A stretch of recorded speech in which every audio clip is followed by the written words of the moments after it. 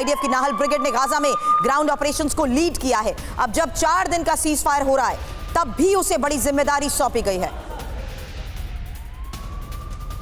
तो Nahal brigade की combat team की तैनाती, और ये तैनाती सीज फायर के दौरान की जा रही है। नाहल ब्रिगेड को गड़बड़ी मिलने पर एक्शन लेने की ये छूट दे दी गई है। सीज फायर के बाद भी अगर हमास के लड़ाके अटैक करते हैं तो नाहल ब्रिगेड मुंह तोड़ जवाब दे सकती है।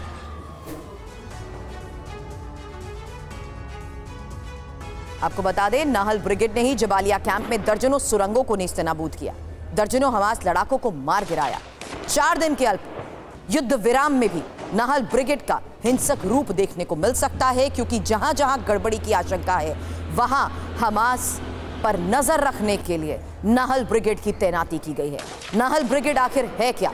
नाहल ब्रिगेड किस तरीके से ग्राउंड ऑपरेशंस को लीड करती आई है, किस तरीके से ये बड़ी भूमिका युद्ध के इस हालात में निभाती आई है?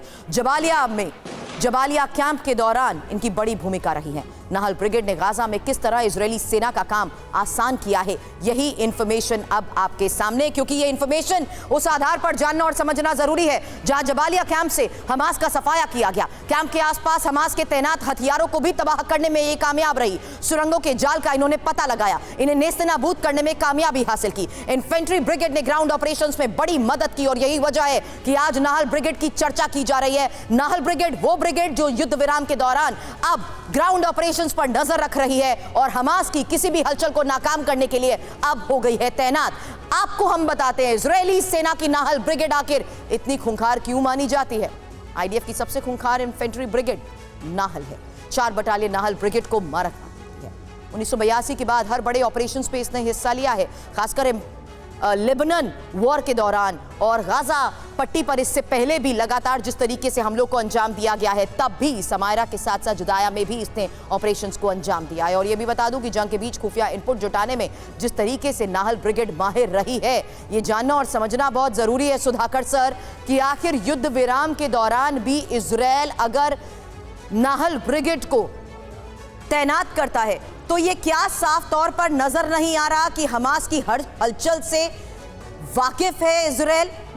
मुझे लगता है सुधाकर सर इस वक्त एक कॉल लाइन पर बिजी है, इसलिए प्रोफेसर अमिताभ आप भी इस पर जरा जानकारी हमारे दर्शकों को दें कि आखिर इस तरीके से जब युद्ध विराम होता है तो इसकी जब प्रक्रिया शुरू होती है, उस दौरान हो रहे हमले और साथ ही नाहल ब्रिगेड की तैनाती, क्या इजरायल को अभी भी हमास पर पूरी तरीके से शक?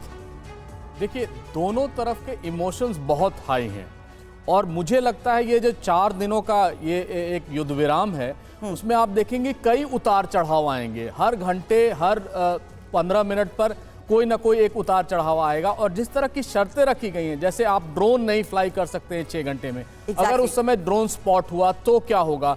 और ऐसे में जितनी भी प्रोफेशनल आर्मीज हैं वो चाहती हैं कि ज़्यादा से ज़्यादा एनिमी पर नजर रखें, और उस समय क्या होगा, उसके बाद क्या होगा। तो अगर थोड़ी सी भी गड़बड़ी हुई, अगर कोई हताहत हुआ, चाहे वो गजा के हमास हो या इजरायली डिफेंस फोर्स के हों, तो इसके खत्म होने के आसार बहुत बढ़ जाएंगे। लेकिन एक अच्छी बात यह है इन सब के बीच कि कम से कम एक समझौता हुआ है कि बंधकों को छोड़ेंगे, और उन बंधकों को छोड़ने के लिए नहीं सिर्फ इंसानियत के तौर पर बल्कि पूरी दुनिया देख रही है कि इस समय ह्यूमैनिटेरियन जो एड्स आने वाले हैं वो कितने आते हैं और गजा में कितनी नॉर्मलसी इन 4 दिनों में होती है।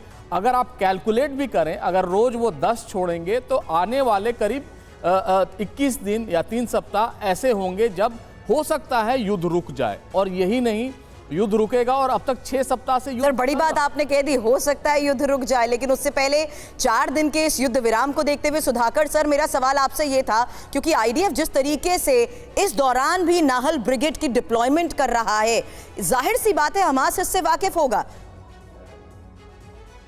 शुरभी, सबसे पहले तहे दिल से धन्यवाद, आपने मेरे को आपके शो में इनवाइट किया।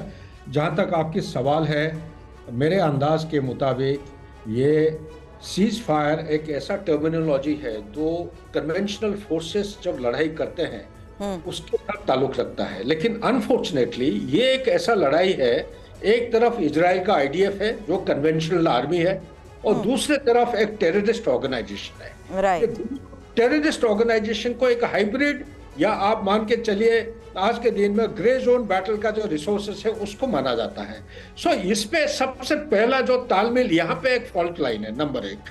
नंबर 2, सीज फायर जब आप कहते हैं तो एक compatibility, 2 equal powers will have a effective cease fire, लेकिन यहाँ पे आईडीएफ एक सुपर पावर के बराबर है मिडिल ईस्ट में, और उसके खिलाफ 30,000 का है Hamas, also supported by Hezbollah and supported by Houthis, and Iran इसके पीछे बैठा हुआ है, इन सबको प्रॉक्सी की तरह यूज कर रहे हैं।